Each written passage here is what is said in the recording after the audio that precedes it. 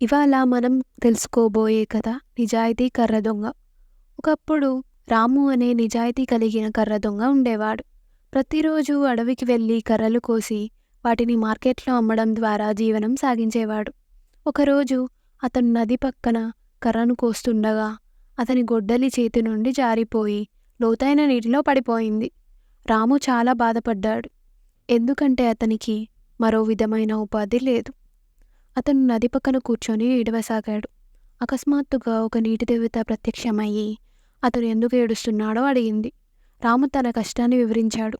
అప్పుడు దేవత అతనికి సహాయం చేయాలని నిర్ణయించుకుంది. దేవత నదిలోకి దిగిపోయి ఒక బంగారు గొడ్డల్ని తెచ్చింది. ఇది నీ గొడ్డలా అని ఆమె అడిగింది. రాము తలూపి లేదు, ఇది నాది కాదు అని చెప్పాడు.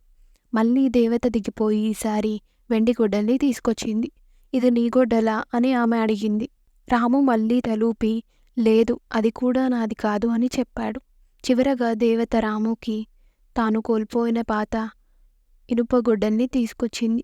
ఇది నీ గొడ్డలా అని ఆమె అడిగింది. రాము ఆనందంతో తన గొడ్డలి చూసి అవును, ఇది నా గొడ్డలి అన్నాడు. దేవత రాము నిజాయితీకి మెచ్చి అతనికి 3 గొడ్డలులను బహుమతిగా ఇచ్చింది. రాము దేవతకు ధన్యవాదాలు తెలిపి తన గొడ్డలులతో సంతోషంగా ఇంటికి వెళ్ళాడు. ఈ కథ మనకు చెప్పే నీతి ఏంటంటే, నిజాయితీ ఎప్పుడూ ఫలిస్తుంది. ఏ పరిస్థితిలోనైనా నిజాయితీగా ఉండడం మంచిది.